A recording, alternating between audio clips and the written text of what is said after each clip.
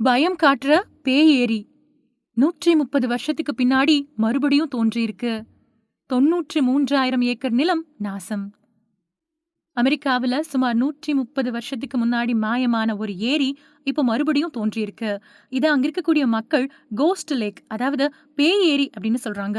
நூற்றாண்டுகளுக்கு முன்னாடி இந்த ஏரி ஏன் திடீர்னு மறைஞ்சு போச்சு, இப்ப அது ஏன் மறுபடியும் உயிர்ப்பித்து வந்திருக்கு அப்படிங்கறத பத்தி பார்க்கலாம்.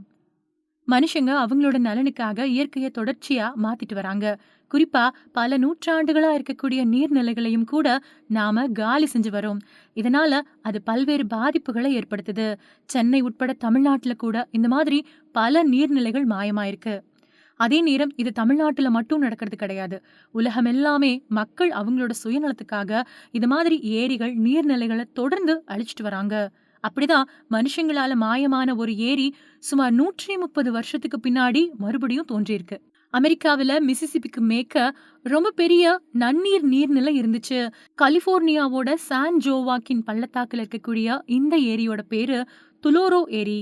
இருந்தாலும் மனுஷங்க மேற்கொண்ட விவசாய வடிகால் நடவடிக்கையால 100 வருஷங்களுக்கு முன்னாடி இது காணாம போயிடுச்சு. இருந்தாலும் யாருமே எதிர்பார்க்காத வகையில போன வருஷம் இந்த ஏரி மறுபடியும் உருவாயிருக்கு. அது அங்க இருக்கக்கூடிய உள்ளூர் மக்கள் கோஸ்ட் லேக், அதாவது பேய் ஏரி அப்படின்னு சொல்றாங்க. 19ஆம் நூற்றாண்டோட பிற்பகுதியில இந்த துலாரே ஏரி 100 மைல் நீளமும் 30 மைல் அகலமும் கொண்டிருந்துச்சு. ஏரியோட ஒரு பக்கத்துல இருந்து இன்னொரு பக்கத்துக்கு நீராவி கப்பல் மூலமா பயணம் பண்ணிருக்காங்க. அந்த அளவுக்கு ஏரி நல்ல ஆழமானதா தான் இருந்திருக்கு. இருந்தாலும் அப்போ விவசாயத்திற்கான பல்வேறு நீர்ப்பாசன திட்டத்தை முன்னெடுத்திருக்காங்க. இதனால ஏரியை இணைக்கக்கூடிய நீர்வழிகள் எல்லாமே பிளாக் ஆயிடுச்சு. இதனால மெல்ல அந்த நீர்நிலை மாயமாயிடுச்சு. அந்த பகுதியில வசிச்ச டாச்சி யோகுட் பழங்குடியினர் அந்த ஏரியையே பிரதானமா நம்பியிருந்தாங்க. அந்த பகுதியில மழை பொழிவு கம்மியா தான் இருக்கும். சியாரா நொவாடா மலைகள்ல இருந்து உருவாகக்கூடிய பனியால இந்த ஏரி நிரம்பி இருந்திருக்கு. இதனால அதை வச்சே உள்ளூர் பழங்குடியின மக்கள் அவங்களோட வாழ்வாதாரத்தை அமைச்சிருந்தாங்க. மிசிசிப்பி ஆற்றுக்கு மேற்க ரொம்ப பெரிய நன்னீர் நீர்நிலையா இருந்த இந்த ஏரி மனிதர்களோட நீர்ப்பாசன திட்டத்தால அழிஞ்சு போச்சு. இந்த சூழல்ல தான் இந்த ஏரி போன வருஷம் மறுபடியும் தோன்ற ஆரம்பிச்சிருக்கு.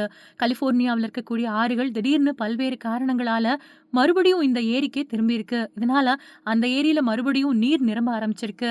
இது ஒரு பக்கம் அங்க இருக்கக்கூடிய உள்ளூர் பழங்குடியின மக்களுக்கு சந்தோஷத்தை கொடுத்திருக்கு. சியாரா நொவாடா மழை பகுதியில இருந்து திடீர்னு அதிக அளவுல பனி உருகுனது தான் இதுக்கு காரணம் அப்படின்னு சொல்லப்படுது. இதனால துலாரே ஏரி மறுபடியும் உயிர் பிச்சிருக்கு. இருந்தாலும் நூற்றாண்டுகளுக்கு மேலா அந்த ஏரி வறண்டு கிடந்ததால அங்க மக்கள் விவசாயம் செய்ய ஆரம்பிச்சிருந்தாங்க. அது மட்டும் இல்லாம சிலர் வீடு கூட கட்டியிருந்தாங்க. அது எல்லாமே இப்போ நீர்ல மூழ்கி இருக்கு. குறிப்பா சுமார் 93,000 ஏக்கர் பரப்பளவிலான நிலம் நீர்ல மூழ்க ஆரம்பிச்சிருக்கு.